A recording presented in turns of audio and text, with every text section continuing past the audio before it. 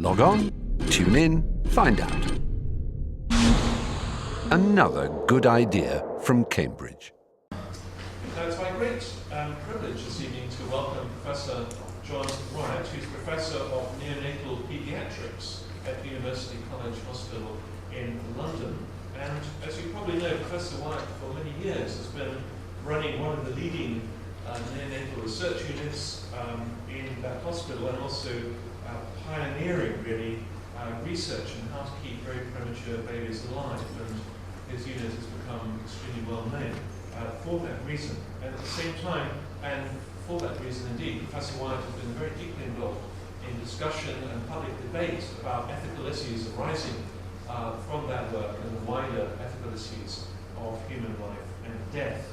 And I will mention his book in particular, Matters of Life and Death, which is on our bookstall down below, so please do take a look at that book. So we're delighted to welcome Professor Wyatt here, and he's going to speak to us on what is a person, matters of life and death. So thank you very much. Well, thank you very much indeed, Dennis, for that warm welcome. It's a real privilege for me to be able to come and talk today, I must say, with some trepidation, to come to this august gathering to talk about some difficult and controversial issues. What is a person? The questions we're going to address, I'm going to try and talk about, are profound and complex, particularly for someone like me who's basically a baby doctor. But the questions are, what does it mean to be a person? Is it possible to be a human being but not a person? And what duties do we, as a society, owe to persons as opposed to these strange beings that some people call non-persons? You may think that these sound like the abstruse musings of philosophers light years away from the practical issues of modern medicine. But in fact, disagreements about so-called personhood lie at the heart of many current bioethical debates, including such issues as prenatal screening, medical infanticide, the persistent vegetative state, dementia, and psychiatric illness. So the question is, what is it about human beings that makes their lives special? And how should we treat human beings, especially those who are at the margins of life? How we answer these questions now and on into the next decades are going to have profound effects on the development of modern healthcare. And that's certainly true in my own field of neonatology. This is a slide taken from the neonatal intensive care unit at UCLH where I work. What I usually say when I show this slide is that one of the difficulties in this area of medicine is, first of all, you have to find the patient. So actually the patient is here. This is a little head, this is the body, and all the rest of this is the technology, which is going to keeping a very tiny and vulnerable little baby, all of the limits of viability, alive. And the development of neonatal intensive care in a number of centres across the UK and across the world has been, at one level, a very spectacular success story. It's possible for extremely small babies like this to survive. Babies born at 23 or 24 weeks of gestation in our own unit have between a 50 and 80% chance of survival. But the very success of intensive care brings with it all sorts of questions and dilemmas.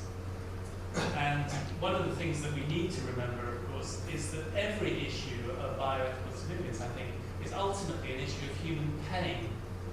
These are not just abstract philosophical questions which we can debate on a theoretical ground. We always need to remember that these issues result from profound human agonies and pain. And the developments of medical care at the beginnings of life has been driven by doctors and scientists trying to respond to the very real agonies that parents face, the agonies of premature labour. The labour of some women have a repeated tendency to have premature labour and to deliver babies very early, far too early to be able to survive without very intensive support. Similarly, the development of reproductive technology and prenatal screening has been driven by human pain, by people facing great agony, the agonies of genetic disorders which often run in families, the agonies of prolonged infertility. So we can never just reduce these profound questions to philosophical issues. There are interesting and complex philosophical issues, but we need to remember that these are issues of pain. And they're, of course, issues that are not just out there in society. They're also issues that are in here, in this very room. I don't know very much about you, but I can guarantee that there are people sitting here who've also been faced by these profound issues of human pain, issues of infertility, issues of unwanted pregnancies, issues of genetic disorders, and the same at the end of life.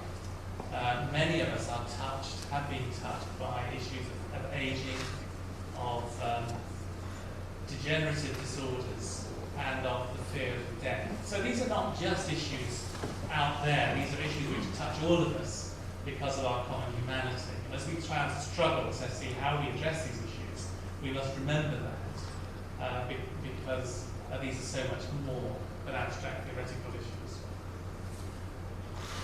I was, some years ago, caring for a very premature baby like this, just being born, and the mother asked to see me and made it very plain that this was an unwanted pregnancy. The baby she'd gone into premature labour at about 24 weeks. And she said to me, you know, doctor, it seems a very hard thing to say, but basically, as far as I'm concerned, this is really like an abortion. And I don't think that you should be doing this. I don't think that you should be using all this technology trying to keep the baby alive. I think, she asked me, that you should be letting nature take its course and let this baby die. So immediately the question is, how do we view this being, this tiny, vulnerable being struggling for life? How do we, as a society, respond to this being? What are our duties? What are our responsibilities? Because how we answer that question is going to make a huge difference to practically to us as individuals and as a society. So is this baby a person, or is it simply a potential person? Is it a being of pure potentiality, whose life is therefore disposable in some sense? And who should make the decisions? Is this something which we as a society should make? Is it something that the medical professional should make? Or are these decisions ultimately to be left to parents to decide how their babies should be responded to and treated? So the questions of personhood have faced people like me and those of us working at the beginning of life with enormous force. But of course they also face us at the end of life, as we know, we live in a population where elderly are increasing and where problems such as Alzheimer's disease and other forms of dementia are increasing enormously. And there's no doubt that part of the pressure that is growing in society towards legalization of euthanasia or assisted suicide and so on is partly because of this concern about the elderly and the aging within our society, and about the questions of dependence and deterioration at the end of life. So again, the question is, as people face deteriorating disease, where is the person in all this? This was brought home to me with very painful clarity, because my own mother, who was a very vivacious, intelligent, articulate lady, was unfortunately struck down by a horrible progressive dementia, form of dementia called Lewy body dementia.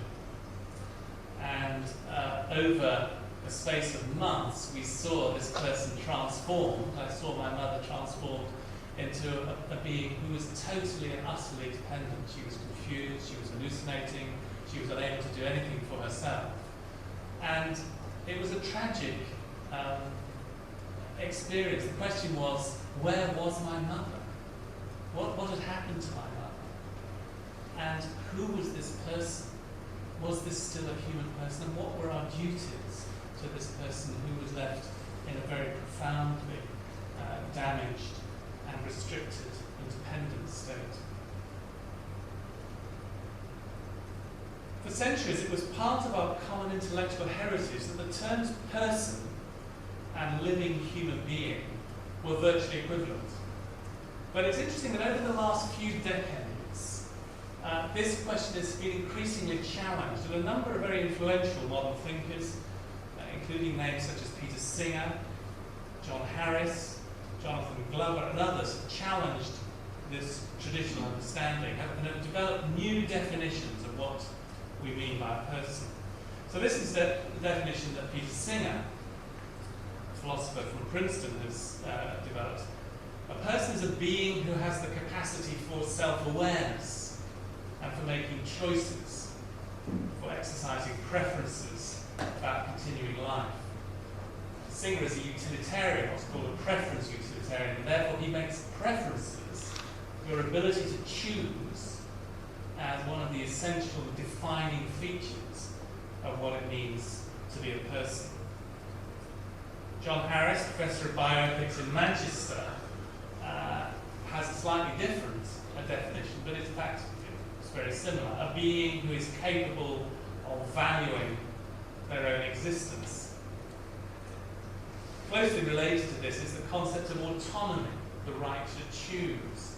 A person is a being who is able to determine their own path, to make choices, and literally autonomy means the capacity for self-rule, for self-governance. A person is a self-governing being. Michael Tooley, another writer in this area, talks about the concept of a continuing self. A person is somebody who understands that they are a continuing self. And of course, the corollary of that is that if you don't understand that you exist, then you don't have an automatic right to life. Once this kind of definition is accepted, there are a number of logical implications. Firstly, it's immediately obvious that in order to be regarded as a person in these kind of definitions, you have to have a fairly advanced level of brain function. In fact, you have to have a completely developed and normally functioning cerebral cortex, because it's the cortex which ultimately brings this kind of reflexive self-awareness, according at least to the canons of modern neuroscience. It's cortical function which gives this self-reflexive understanding of ourselves as an agent, as ourselves as an individual within the world. And of course, secondly, there must therefore be a whole group of human beings who don't qualify, in some sense, by this definition. So Singer and Harris would say that they're human but non-persons. So where in normal human development does this self-awareness come? Well, Singer would say this is a question of empirical observation. It's possible to do sophisticated psychological tests and see at what point self-awareness arises. And it's generally thought that in normally developing human beings, this develops sometime after birth. It develops sometimes towards the end of the first year of life. That there is a growing awareness of children at 1 and beyond that they are independent agents and that they are aware of their own existence. So non-persons must include therefore newborn babies, such as not just the extremely preterm babies that we often care for in neonatal babies, but also babies born at term. They include infants in the first year of life. They obviously include fetuses before birth. But they also would include a large group of people with congenital or severe brain abnormalities.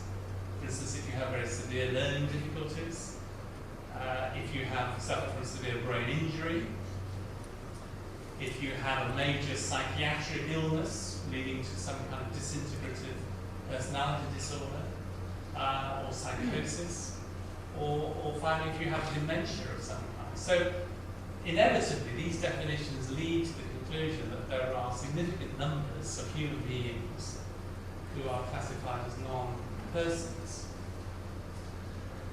And Singer and others like him argue that those who meet the criteria of being a person have moral rights, they have moral privileges, they deserve to be protected, especially from those who would injure or kill them or abuse them. And persons under this definition should be allowed to exercise their own choices or autonomy as much as possible. And so in particular, in our field of medical ethics, people should be able to exercise autonomy about their own bodies. They should be able to choose what happens to their bodies. They should be able to choose whether or not they receive treatment.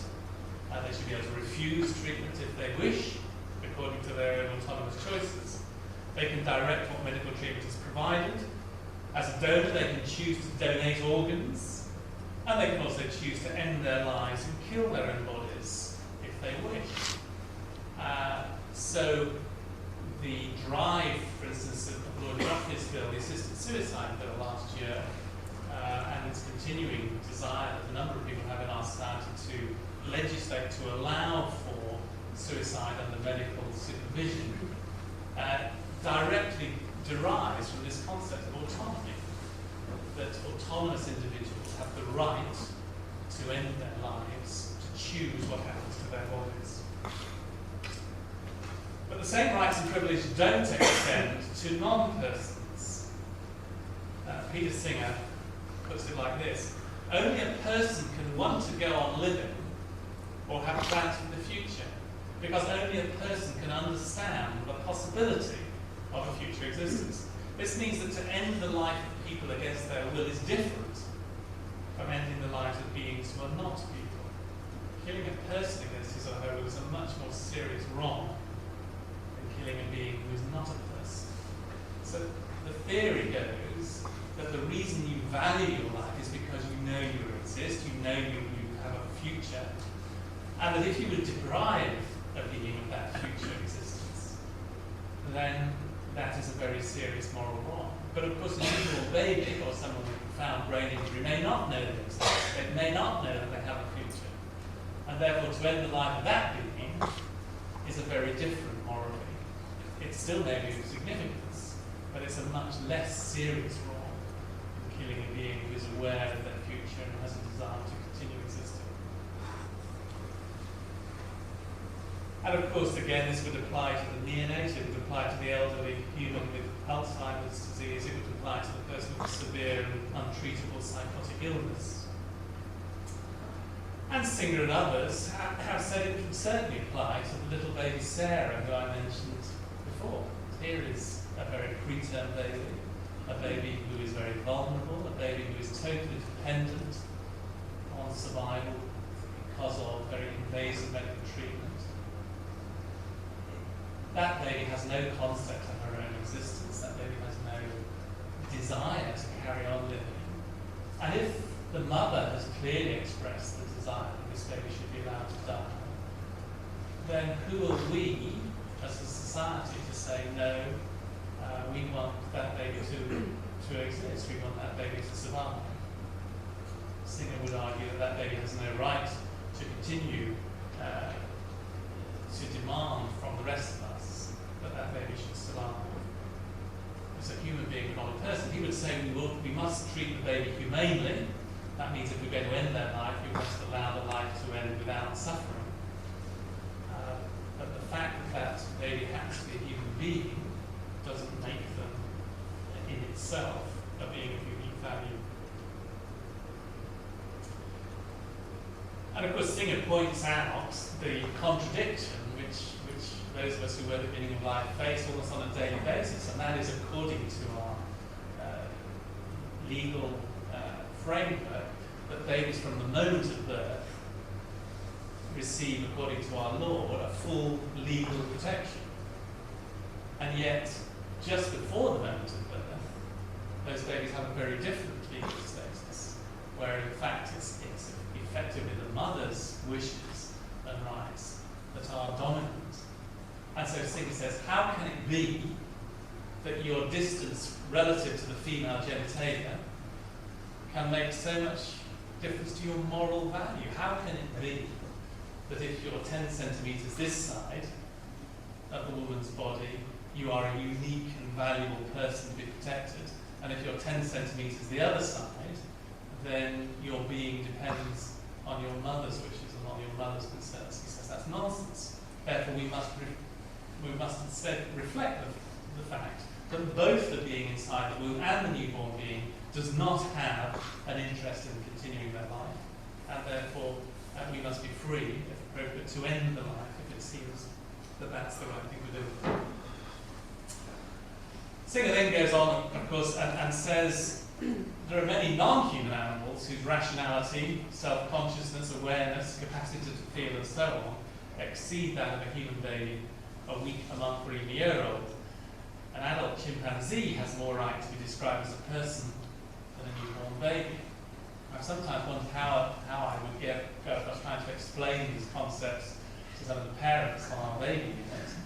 And this sometimes seems like the sort of abstruse philosophical speculation which increasingly diverts away from reality. But Singh would answer no, it's entirely logical and rational, and therefore as a society we should value not just chimpanzees but dolphins and elephants and maybe a whole group of other mammals who show evidence of higher cortical function more than we value the unborn baby or the newborn baby. I just want to point out there are some real logical and philosophical problems with this position, which is increasingly popular and which is, for instance, being taught in Philosophy 101 courses to high school students and undergraduates around the country. I think it's important just to point out as a purely logical and practical level, there are some problems with this. The first is that Singer argues against the belief that it's humanity that matters, saying that this is speciesism. He says that to take a species membership and to discriminate on the basis of species membership is simply arbitrary and discriminatory. So ageism is to discriminate on the basis of age. Racism is to discriminate on the basis of race. And he says speciesism is to discriminate on the basis of species membership, but it's similarly discriminatory and wrong. But what I would like to suggest is that Singer has merely replaced another kind of discrimination. This time he's replaced speciesism by discrimination on the basis of cortical function. So we divide beings into those who have satisfactory cortical function and those who have less than satisfactory cortical function according to some arbitrary standard. So why should it be that cortical function should be any more fundamental as a means of making moral distinctions than species membership? Why should corticalism be preferable to speciesism? Singer may wish to argue that cortical functioning is ethically relevant, whereas species membership is not. But this is an arbitrary distinction that's hard to defend. Why should the functioning of a 5mm layer of neurons be the central and only moral discriminating feature between beings? It seems to me, just on purely logical grounds, that species membership is a more coherent and fundamental basis for making ethical distinction rather than cortical function. Another logical problem is that this understanding of what it means to be a person is profoundly dualistic. What Singer is arguing is that there is a me, an inner self, a conscious, self-aware, choosing person, and then there's my body, this thing which my self acts upon, the raw material that is at my disposal, at the disposal of my autonomous will. But what is this self, this choosing, autonomous thing? Where does this conscious awareness come from? Well, if you push Singer, he would have to say, well, it comes from, it's a product of my brain cells firing. As neuroscientists like to say, it's an emergent property Of what? Of the cerebral cortex. In fact, many neuroscientists would argue that our conscious awareness is merely an epiphenomenon of brain functioning.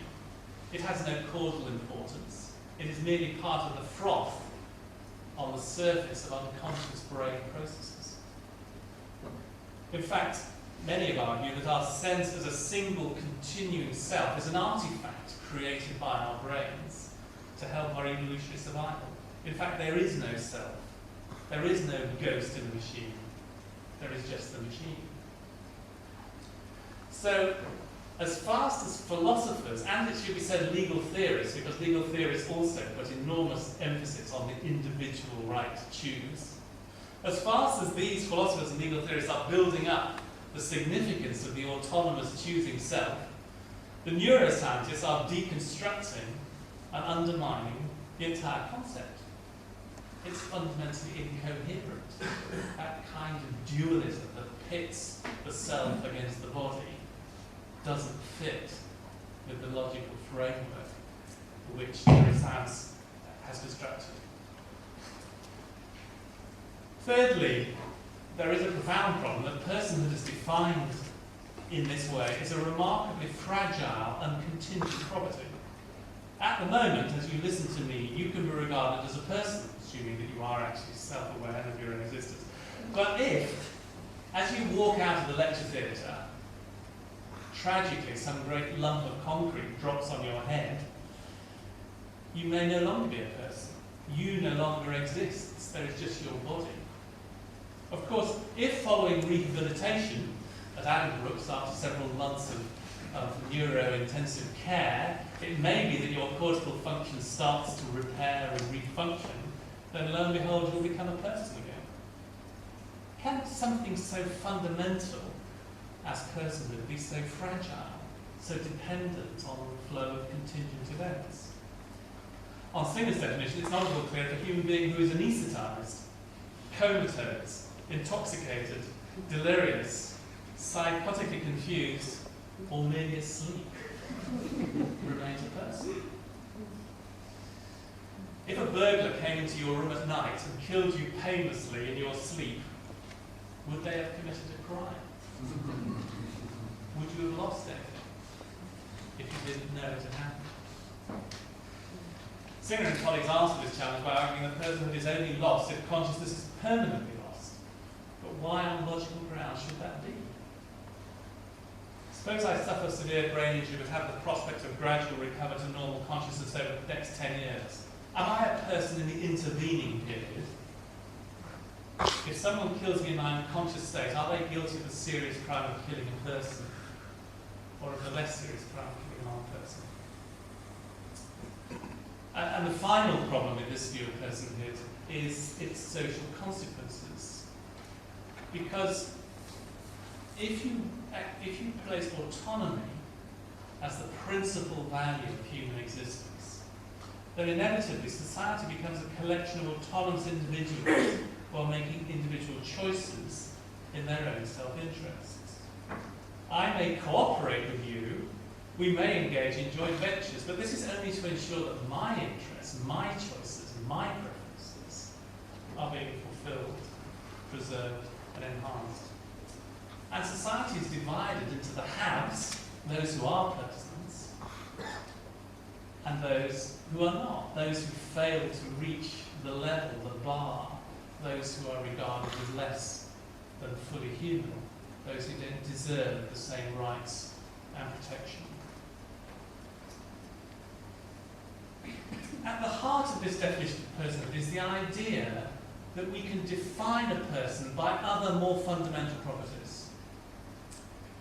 It's a natural tendency, both for philosophers and for scientists, to try and find the most fundamental properties by which to define the more sophisticated concepts. And so personhood is defined by something more fundamental. And what is more fundamental, therefore, is consciousness or awareness. That is the most fundamental thing, and that defines what we mean by personhood. But there is an alternative perspective, and this is where I want to put forward what I see as a Christian perspective on what is personhood. And it's one that goes back historically and philosophically nearly 2,000 years to the dawn of the current era. And that is the idea that personhood is in itself an ontologically foundational concept. That in other words, you can't define personhood in terms of something else more fundamental, more basic, more foundational. Personhood is as far down as you can get. I'm sure you've heard the story of the little old lady who was asked, was listening to a lecture by a cosmologist on the nature of reality. She said, well, you may be very clever, but I actually know that the universe is suspended on the back of a turtle. And so the cosmologist said, well, that's very interesting, but what is the turtle standing on? Well, she said, well, it's standing on the back of another turtle. And what is that turtle standing on? Well, it's standing on the back of another turtle, and so on and so on. And so she says, well, you may be very clever. The cosmologist says, well, what ultimately is the bottom turtle standing on? And she says, well, you may be very clever, but actually it's turtles all the way down. And if you like, that's really what this concept of personhood says. It's saying that however deep down you go, it's persons all the way down. You cannot define personhood in terms of something more foundational, more fundamental. To be a person is the nature which we as human beings share. And if you could just bear with me with a little detour into the ancient history. The original Greek word for person was prosopon, which means literally face. But in ancient Greek it also referred to the mask that actors wore, and that actors used to represent the character they were playing in the theatre. And interestingly, the Roman word persona also was used in the same way. It represented the mask or the public face.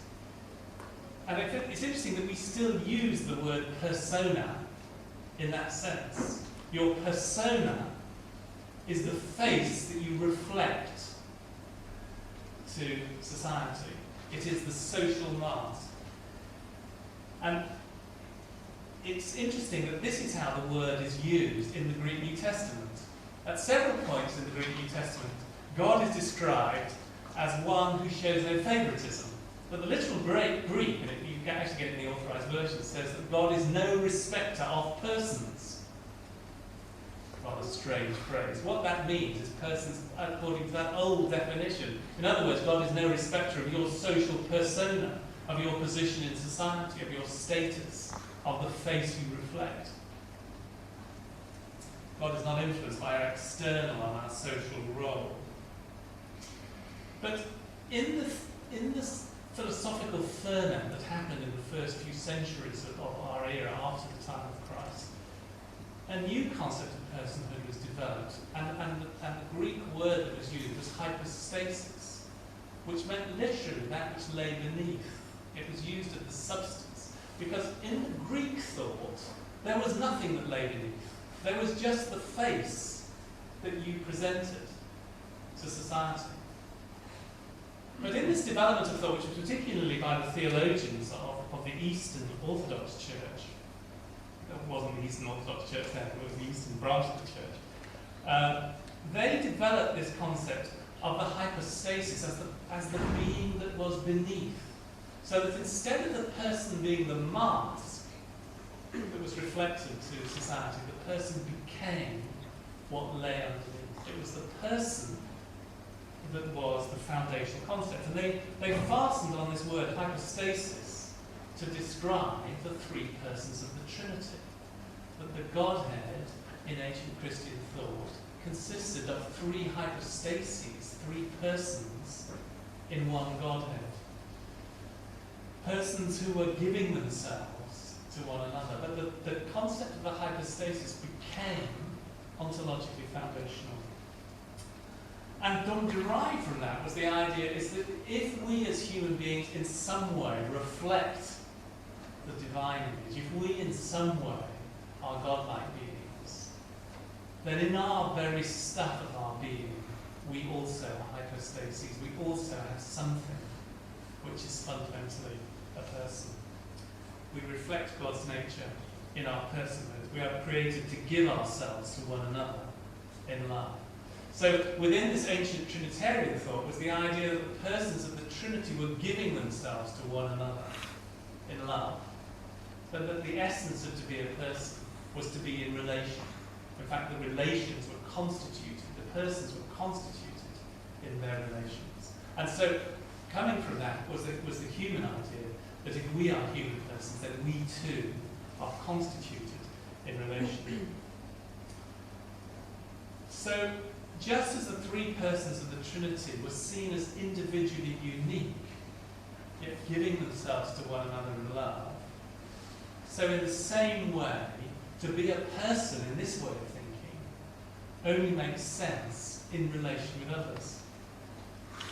In this way of thinking, personhood is not something that you can have in isolation. In fact, to be an isolated individual, an autonomous individual in the language of Singer, is not a person at all. That would be logically possible. Persons are constituted in relation. Every human person, therefore, is locked in a web of relations. Every human person has a father and a mother. All have relatives. Many have brothers and sisters, sons and daughters, and also those we voluntarily covenant ourselves to, our partners, our friends. So this mutual giving to one another is constitutive of what it means to be a person. And related to that, therefore, is the concept that dependence does not threaten our personhood. In the Singer's concept of the autonomous individual, when you are dependent, you are clearly become less than fully human. You become less than a person. But if our personhood is constituted in relation, then dependence is not in itself something which is dehumanizing. Dependence is not an alien, subhuman, undignified condition. It is part of the narrative of every human life. The very fact that you are sitting there, looking so healthy, is because somebody cared for you and loved you when you first came into this world. Every one of us comes into this world totally and utterly dependent on the love and care of others. And if there wasn't somebody who fed you, who protected you, who wiped your bottom, and who looked after you, you would not be sitting there now. That's the nature of human beings. We come into the world totally dependent.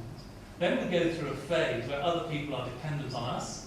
I'm going through that phase now. I have 3 revolting adolescents who are totally dependent on me to care and earn money for them, protect them.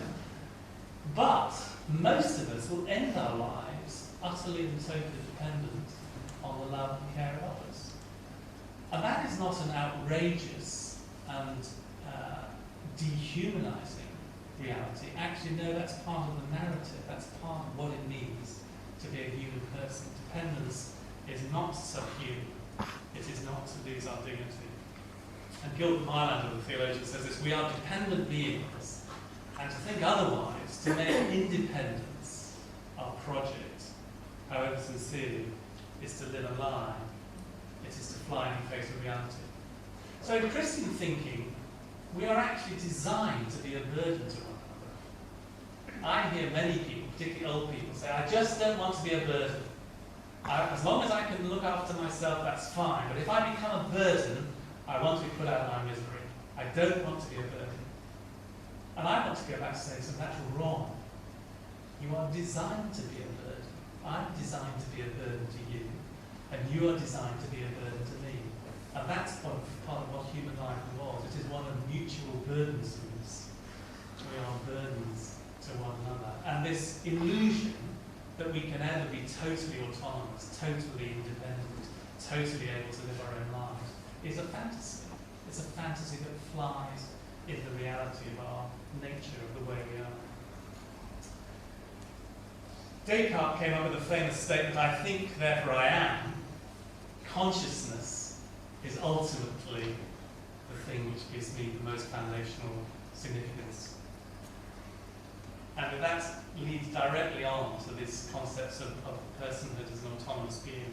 I think an alternative Christian version would be something like, you love me, therefore I am. In other words, my being comes not from my rational abilities, but from the fact that I am known and loved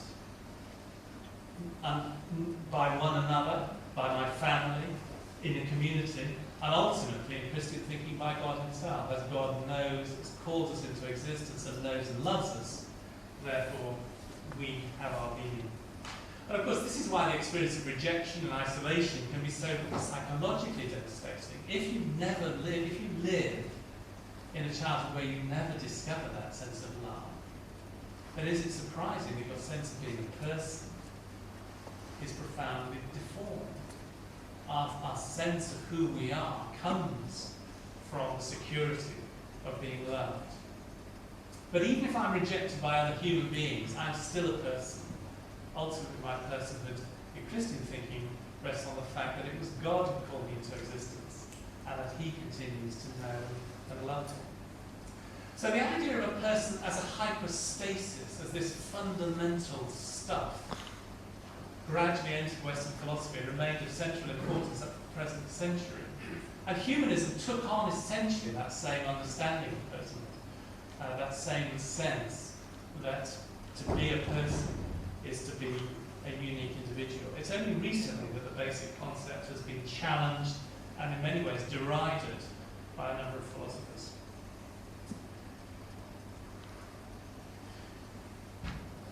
And I think related to that is the concept of society, because if we take seriously this idea that we are locked together, then instead of a society viewed as a collection of autonomous individuals all doing their own thing, all exercising preferences, instead you have a much more organic sense of what a human society is meant to be, as in this very famous passage by John Donne. No man is an island, entire of itself. Every man is a piece of the continent, a part of the main. If a clod be washed away by the sea, Europe is the less. Any man's death diminishes me because I am involved in mankind. And therefore never send to know for whom the bell tolls. It tolls for thee. We are locked together in a society, and therefore anyone's loss diminishes me. We are together. So our dignity doesn't come from what I can do on the functioning of the cerebral cortex. In Christian thinking, my personhood rests on who I am. Human beings do not need to earn the right to be treated as with respect. Our dignity is intrinsic in the stuff of our being, in the way we're made. And this Christian understanding of person is much more permanent and more resilient than is Singer's. As we saw, if your personhood depends only on your cortical activity, it's vulnerable. But even if you are struck down by dementia, even if disease or accident strikes your central nervous system, even if you enter the twilight state of a persistent vegetative state, you will still be you, a unique and wonderful person. To be a person is to be a unique somebody on a journey. We are becoming what we already are. From the time of your embryonic origins until now, you've been on a journey, a process of becoming what you already are. So our human dignity comes not from our function, from our abilities, but from the stuff of our being. It's intrinsic. And when you trace back your origins, it's interesting to know at what point can you say, this is not me. This is you just after birth. This is you at about 26 weeks gestation. This is you at about 18 weeks gestation. This is you at 8 weeks gestation. This is you at 4 weeks gestation. This is you at 4 days. At what point can you say, that is definitely not me? Or is there a continuing being? Is there a person that underlines a being who is becoming what it already is? If that was you, would you wish to have been treated with respect at each of those stages of your journey? And the same applies at the other end of the scale, because my conviction, as I was and others were trying to care for my mother in this profoundly painful state of her severe dementia, was that although she was totally dependent, in a strange way she was still my mother. And one of the very strange and moving things that happened to me is that I was visiting one day, she was in a hospital, she was totally dependent on 24-hour nursing care. And it was time for her to have her lunch, which consisted of yogurt fed in tiny teaspoons. And I was there with a teaspoon trying to get the yogurt into her mouth. And you know the game you play, here it comes, open your mouth, it's coming, trying to get. And as I was doing that, I suddenly had a flashback, because of course this is precisely what she used to do for me. And now in a strange but also wonderful way, the tables were turned. And in that process, I was learning something more of what it meant to be a son. And she was learning something more of what it meant to be a mother. That our journeys, the journeys go through beyond autonomy. And even when our autonomy is lost, we're still on the journey. We're still becoming the people we were meant to be. So my duty was to treat her with love, with respect, and with care, even in her profoundly deteriorated state. Treating with respect and dignity doesn't mean that we have a duty to provide every possible treatment. Doesn't mean we have an absolute duty to provide, to continue life-supporting treatment. In fact, when my mother developed a chest infection, we all agreed that the right thing to do was to allow nature to take its course and not to treat her with antibiotics and not to force food and fluids when she was no longer able to take them. And she died peacefully over the next few days. So sometimes it's right to withhold or withdraw medical treatment that's burdensome and that can bring no blessing or benefit. To say enough is enough. But this is not because we estimate one life as less valuable, as less morally significant than another. Every human being deserves our wonder, our respect, and our compassionate care. In my experience, if you put these two alternative understandings of what it means to be a person, either the person who is self-aware, choosing, autonomous, or the person who is meant to be a burden, the one who is becoming the one that they were meant to be. It's interesting how most people would say, actually, when you say which society would you prefer to be? Would you prefer to be part of this society, which consists of autonomous individuals? Would you prefer to be part of a society that respects and values all people, the weak, the vulnerable, the dependent, as much as those who are independent? Most people in our society would say, actually, although I can see the rational logicality of the autonomous perspective, I'd much prefer to be part of the other society. And which healthcare system would you like to be admitted under when you come to the end of your life? Would you prefer to go into the healthcare system that's going to be based on autonomy, on the right to choose? Or would you prefer to be in a healthcare system that treats even the most vulnerable and the most fragile with respect, with wonder, with care and dignity? So, to close, the practical implications for this kind of understanding of what a person is huge. But it seems to me that it does make a difference to the way that we're called to treat the child with profound congenital abnormalities, the person with Alzheimer's. It doesn't mean that we have an absolute duty to provide every possible treatment. Sometimes it is right to withhold or withdraw medical treatment. But it's not because we estimate one life as less valuable. Each human being deserves our wonder, our respect, and our compassion. And secondly, whereas the law doesn't recognise personhood until the moment of birth, I think this way of thinking inevitably makes us think that we must treat even unborn life with dignity and with respect. Of course, there are profound issues here, and I haven't time to go into the detail. I'm happy to discuss them in question. But it does seem to me that we have the duty to protect unborn life and as beings who are developing. And if this is right, then we cannot destroy one human life to benefit another. Thirdly, as far as we know, all the species on the planet, it's only Homo sapiens who have this sense of personhood, and therefore, although other beings are to be treated with care and respect, we cannot value their lives as equal to those of humans. And I think particularly as a Christian, therefore, we must plead guilty to the charge of speciesism. I'm speciesist because I believe that in the end it's human beings who are those of most moral significance.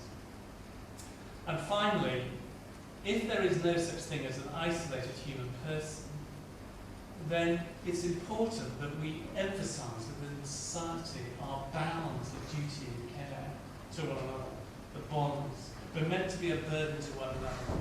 Our lives are meant to be ones of mutual burdensomeness. To be dependent on others is part of what it means to be a human person. So even if a patient with a terminal illness feels that their own life is worthless, even if they request the right to be killed, we cannot agree. The intentional killing of one person damages all of us because we are all locked together in community. By contrast, when we show compassion and love for the weakest and most pathetic members of our society, we're expressing an essential humanity. This is the way we demonstrate significance. So I think even the instrumentalization that reproductive technology sometimes involves gives me concern because of the possibility that we're using beings as instruments for the care of other beings.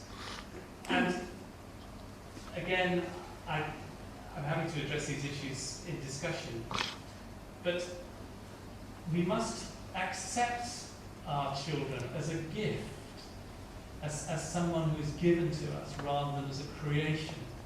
I think one of the things that happens in reproductive technology is that it's easy to think that our child is under our will, that we can create a being who matches our desires. And in Christian thinking, our children are not subject to our will. Actually, they're beings that we accept, that we love. So there's a contrast between that which is begotten, that which we create or made. That which we create comes from our will and is therefore ours to mould and control. That which we beget comes as a gift from our being and is equal in status and dignity to ourselves. So in Christian thinking, we care for and nurture and educate our children, but we cannot control or manipulate them according to our will. And this is also why I feel sometimes troubled by the whole industry of prenatal screening, which is intended to try and assess the unborn child before we meet them. I mean, what happens when you don't have prenatal screening is that you have this lovely baby, and they're absolutely gorgeous and cuddly, and you fall in love with them. And then over the next 18 years, you discover all their revolting and unpleasant characteristics. But by then it's too late, you've fallen in love with them, and you're stuck with them. What happens with prenatal screening is that it reverses the process. You discover a whole lot about your unborn baby. You discover about their function, about their capacity, about their abilities, about their risks, about their vulnerabilities before you've met them. And in a strange way, this reverses the process. And sometimes it can seem that it may be psychologically damaging. So again, as Mylander said, perhaps the time of pregnancy will be better spent learning to love the child we've been given before we evaluate and assess what they're capable of. I close just by telling the story of baby Christopher. These were some close friends of ours. And they were struck by a tragedy in their first pregnancy. The pregnancy, when studied antenatally, showed that there was a major chromosomal abnormality. And unfortunately, the baby had a very severe chromosomal trisomy called Edmund syndrome, trisomy 18, which is a universally lethal condition associated with very profound malformations. Now, by any criteria, someone, Singer has actually stated that babies like this can't be regarded as human beings, as human persons, because of their profound abnormalities. But surely the right thing to do is to end the life rather than let these people come into existence. What these beings, what possible significance could there be in such a profoundly baby that's doomed to die? After a lot of heart searching, Alan and Verity decided to carry on the pregnancy, and little baby Christopher was born. And much to the surprise of those looking after him, he didn't die immediately, but actually survived for several months.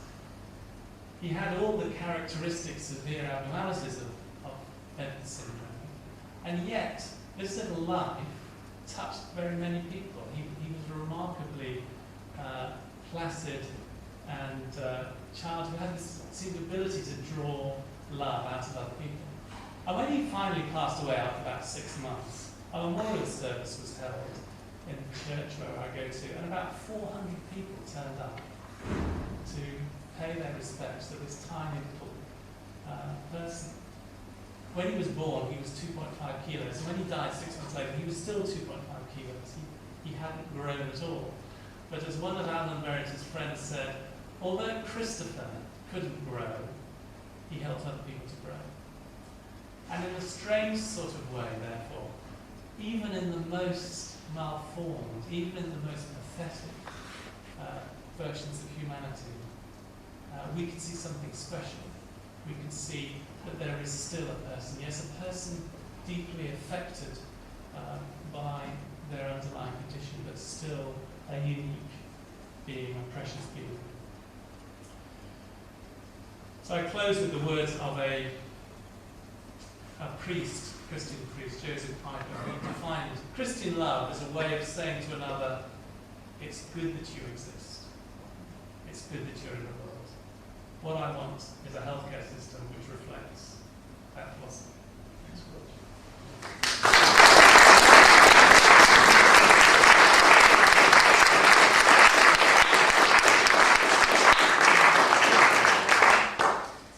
Thank you, John, very much indeed. We do have some time now for questions and discussion, so it's really over to you for the first question. Yes. That was a wonderful presentation. Thank you very much. You put quite a lot of emphasis on the cerebral cortex, as do other people, as being perhaps the site of our personhood. Now, one of the things that disturbs me is the way in which we treat organ donors by determining that they are dead and therefore non-persons by testing brain stem alone, when they remain responsive and physiologically normal in many ways. I just wonder what your comments would be on that. Yes, thank you. It's a very difficult and controversial area. I think what you're referring to is this concept of brain stem death, which has developed over the last 30 or so years. Prior to that, the definition of death was that there was irreversible cessation of all organ activity, and including of the heart, that the heart had to stop before death could be certified. But over the last 30 to 40 years, this alternative definition has been developed, and that is that if the brain shows no function at all, and that includes not just the cortex. So in order to have the definition of brainstem death, you have to meet definitions both that there is absolutely no cortical activity, so no evidence that the cortex is functioning at all, both electrically and neurologically, and also that you have no brain stem function, so the most primitive functions of the brain have ceased. The test has to be carried out twice on 2 separate occasions by 2 separate experienced doctors. And if the criteria is met on those 4 separate occasions, then it is generally accepted that the chance of recovery, that any kind of brain function will recover, is effectively zero. And although there has been some discussion as to whether recovery has ever occurred under these circumstances, most neurologists believe that it hasn't, that once you meet those criteria, that death is therefore inevitable. Death, so the question of death, I wouldn't say you were a non-person. I would say that then what has happened is that your bodily life has come to an end. If you, as I do, believe that your existence carries on beyond bodily death into some new kind of reality, then the person is still there. The question is whether the life has effectively left the body, the bodily existence has come to an end. So with appropriate safeguards, I feel that it is appropriate to accept this definition of brainstem death. Having said that, I think that there is understandable reluctance among quite a lot of people in our society, in particular a great fear that death might be misdiagnosed, and that a loved one, for instance, might be subjected to organ donation when in fact they weren't dead. And I can understand that terrible fear, and I think that's one of the reasons why even a number of people who've signed donor cards and who've said they wish to be a donor, it's quite common for relatives to say that they don't wish the person to be a donor, and I think it's because of that deep reluctance and misgiving which many people in our society have. And I do understand that and want to respect it. The way we treat even the body reflects our respect for one another, and therefore we can't just treat bodies as though they're disposable. We can't treat them as though they're simply a form of an organ resource to be made available for the rest of society. And that means sometimes, because of our respect for people's integrity, that we have to say no to the possibility, the life-giving possibilities of organ transplant. Yes. I wonder if you could comment on the current human embryo fertilization bill that's just gone through the rules and is going back to the House of Commons for about 2 weeks' time, I think. I really didn't know all the details of this law before about 2 weeks ago when I took on myself to research it and realised that at the moment it is legal. Although you say the law only protects a baby from birth onwards, this law is to do with the unborn child, and you do deliver, I believe, babies of 24 weeks gestation. And this bill would then make it infanticide effectively for midwives who take part in possibly terminating a baby, which what they currently do, actually. They could do as part of our law at the moment. And I just wonder whether you could comment on that and comment on how much, how I did embryology, I did a maths degree, and then I did medicine, and I did discrete and continuous systems, and it does strike me that the discontinuity happens at conception, and the rest is continuous. So logically, I just want to know how doctors can argue when they've done embryology, what are we really doing if it's not fantastic? Can you just summarise the question for people at the back who may not have heard it? So the question was really about embryology, and particularly around the human fertilisation embryology bill, which is currently going through Parliament, has gone through the Lords, and is due to be debated in the Commons. And it's a very large and complex piece of legislation, and it's hard to summarise quickly my responses. As I've said, the emphasis of this way of thinking about a person is to emphasise the continuity. It's rather than to emphasise the discontinuities between different human beings in different stages, it emphasises the continuity. And even the very language we use, interestingly, alters the way we think about it. So the common language that is used is to talk about the human embryo, which puts the emphasis on the embryo, because of course there are fruit fly embryos, there are rat embryos, there are human embryos and so on. And under the microscope they all look extremely similar, and they have very similar molecular machinery and so on. But one can turn the language round the other way, and one can talk, for instance, that there are adult humans, there are paediatric humans, there are neonatal humans, there are geriatric humans, there are fetal humans, and there are embryonic humans. And all of us at one stage was an embryonic human. And therefore, the emphasis there is on the humanity, on the continuity between the fact that we all go through different stages of our lives. Having said that, these are profoundly complex and difficult issues, and there are issues over which Christians and others have debated and differed. And I understand that and want to respect the differences of opinions that people have.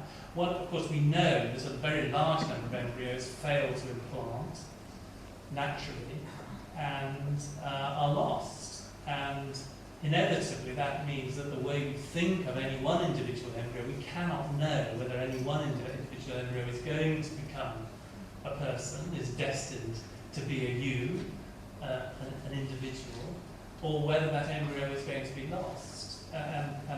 So I think there is a profound ambiguity over any one individual embryo, and also a sense of mystery. I think the question comes, therefore, is what duties do we owe? And they vary. I think we all feel that embryos need to be treated with respect, that we can't just simply treat them as a piece of tissue, similar to any other cell. But how that respect is expressed is going to be different in different people. My own belief is that our respect, because we cannot know what any one individual embryo is that we shouldn't therefore deliberately destroy embryos if there's any alternative to doing that. I know there's other people who have come to different conclusions, and I very much respect the fact that this is an ongoing debate. I think we've got too many questions. I think we've just got to get one from over here. Yes, thank you. Yeah.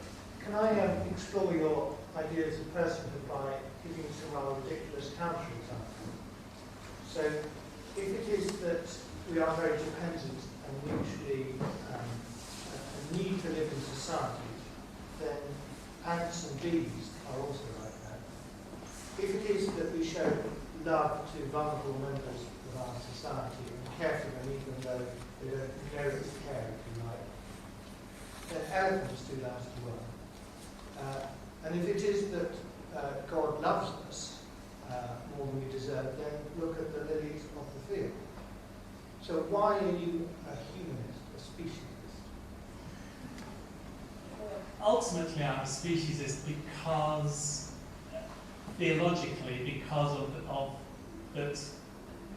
the concept that only human beings, in some ways, are godlike beings. That human beings are unique on the planet because, in some way, we reflect the divine being. So that human beings are not just, a human life is not just a gift from God's goodness, but in theological thinking, a human life is in some sense a reflection of God's character, a reflection of God's being. And theologically, this is where this concept of the hypostasis comes from. That one of the profound ways in which we reflect the being of God is because that we too are hypostases. We are these foundational beings that are made in relation. And that yes, we can see social organisation in ants and in elephants and in all sorts of things, and we see crystals that respond to one another and so on. But the difference is that only we, in some sense, reflect the godlike character.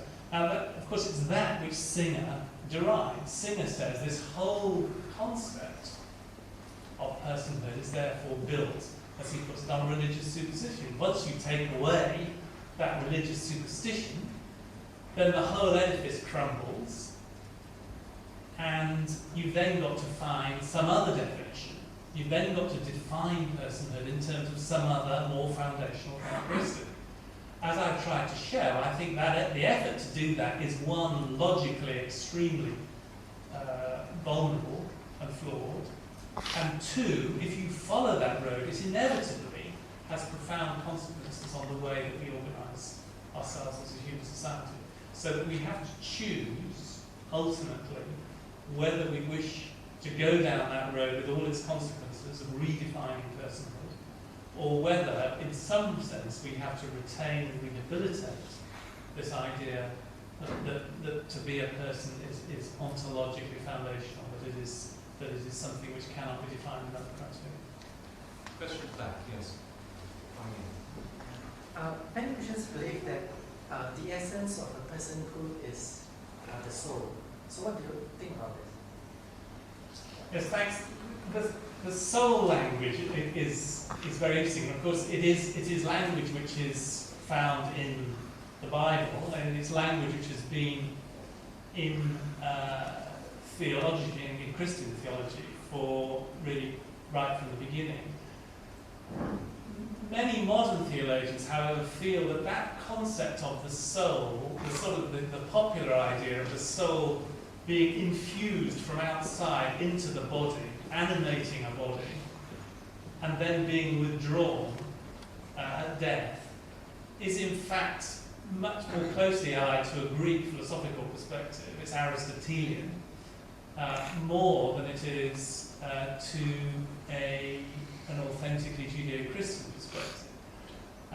And in Judeo-Christian thinking,